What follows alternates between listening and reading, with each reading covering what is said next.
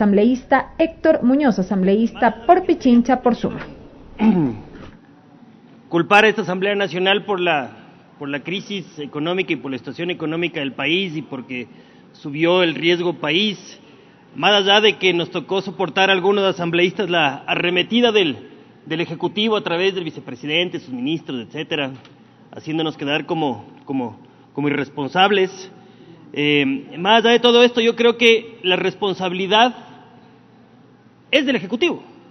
La responsabilidad era del presidente de la República y era justamente esa responsabilidad en función de su facultad de establecer la política económica del país, el enviar un proyecto de ley urgente, conciso, concreto y justamente eso, que sea económicamente urgente.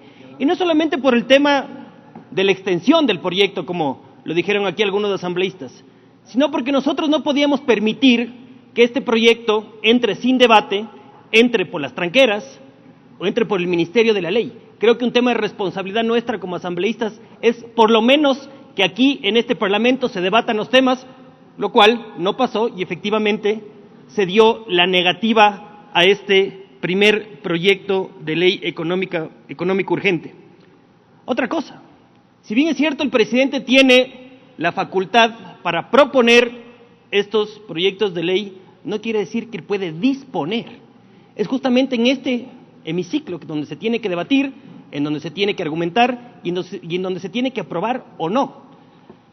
Más allá de todo esto, insisto, nosotros, y hablo por el movimiento Suma, queremos volver a extender la mano al Ejecutivo, como ya lo hicimos en la primera parte en el proyecto anterior, porque recordemos que fue Suma el movimiento que planteó que esto se lo divida a través de nuestra representante en la comisión, la asambleísta Gabriela Larrategui, y que fue negado por 2 ocasiones por el presidente de la comisión, con argucias, sin argumento de fondo, diciendo que supuestamente a través de una moción no se podía establecer esta división, lo cual me llama muchísimo la atención porque eso lo querían hacer el domingo y que no lo pudieron hacer porque previamente se lo negó, cuando pensaban que no iban a existir los votos para hacerlo.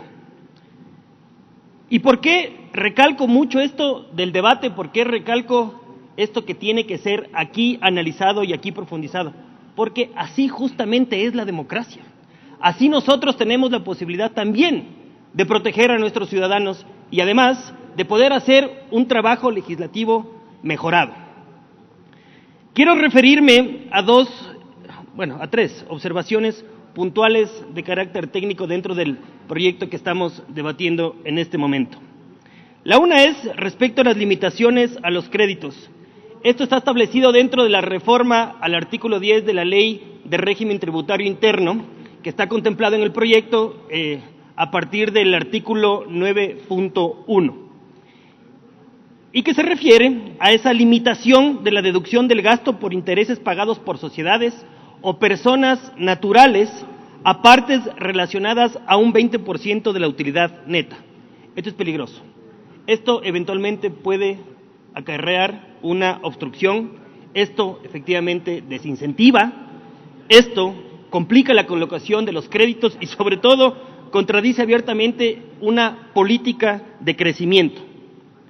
Además hay un tema que creo que, no sé si es que se lo analizó en la comisión, pero creo que es importante que se recoja la observación en el sentido que este planteamiento tal cual como está quiere establecer este límite a la deducibilidad a partir del siguiente periodo fiscal.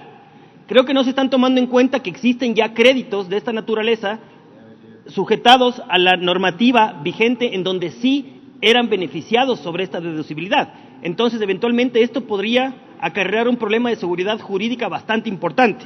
Lo lógico sería, si es que esto va a ingresar, que se lo incorpore, pero se debería ser para al menos los créditos que vayan a ser otorgados después de la puesta en vigencia de este proyecto.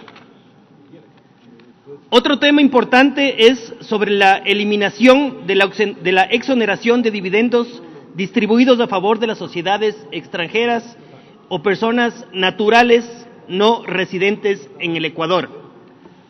A ver, tradicionalmente esto se lo veía como un incentivo para poder atraer inversiones.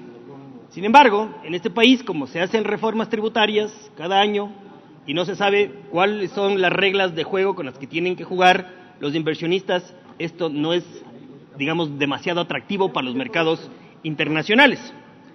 Sin embargo, esta disposición como tal y tal cual está establecido en el proyecto, no solamente es una disposición que podría entrar en vigencia en el país. Muchos países, sobre todo países de la región, lo contemplan. Sin embargo, aquí lo importante es tratar de analizar bien cuál va a ser la tarifa en este sentido y por qué.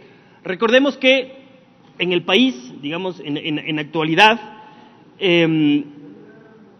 si analizamos el contexto general sobre las cargas que tienen los empresarios, en este caso las futuras inversiones, existe ya la obligación de participar en la utilidad de los trabajadores. El eliminar este beneficio al inversionista extranjero y ponerle una nueva tarifa, y esto solamente en función del análisis que se puede hacer entre el Ecuador y los países de la región, eventualmente estamos fuera del promedio de la región. Esto es importante porque este sí es un análisis que hacen los inversionistas cuando quieren meter justamente sus inversiones en un determinado país. Hay otro tema que a mí me preocupa un poco y es que se han dejado de lado algunos temas importantes que sí tenía el anterior proyecto y que este ya no los contempla. Por ejemplo, el que se refiere a la eliminación de la deducibilidad adicional de los seguros de crédito contratado por los exportadores. Esto representaba un impacto mínimo en las arcas fiscales del gobierno. En el peor de los escenarios, esto llegaría a representar máximo $2 millones. Sin embargo, el beneficio para ese sector era sumamente importante. Y aquí creo que es importante hacer esta pregunta. ¿Cuál es el mayor riesgo que tienen los exportadores? ¿Saben ustedes cuál es? Es justamente que sus clientes no les paguen por las exportaciones. Y esto hace que quiebren, con todas las consecuencias que se traducen en las personas que trabajan o cuáles son los beneficiarios de este sector. Este seguro puede impedir que esto pase. Este seguro puede impedir que quiebren y este seguro puede justamente hacer esto, garantizar el pago a los exportadores. Y para las otras empresas que inclusive quieran dedicarse a la exportación, puede ser un incentivo importante el contar con un seguro de esta naturaleza. No es un tema que debería estar en obligación, como ya ha pasado antes en el país, como por ejemplo el SOAT, no. Aquí simplemente es un tema de incentivo, que yo creo que esto puede ayudar mucho a los exportadores. ¿Y qué pasa cuando tenemos mayores exportadores? Efectivamente tenemos más ingresos en el país y esto, se quiera o no, se traduce efectivamente en recaudación. Y que además, esto puede incentivar también a las otras empresas aseguradoras para que se especialicen y capaz adquieran este rubro para poder prestar estos servicios. Y una vez que tengamos varias empresas que se dediquen a esto, evidentemente se reducen los costos. Para finalizar, señor presidente, colegas asambleístas, es bien difícil estar de acuerdo en que siempre que tenemos problemas en la caja fiscal, la solución sea crear más impuestos. Pasar la carga tributaria justamente a quien trabaja de forma, o a quien lo hace formalmente, al que paga los impuestos y al que genera trabajo. Sin embargo, creo que la situación económica del país es bastante crítica y creo que todos, en este sentido, por un tema de responsabilidad, deberíamos hacer un esfuerzo.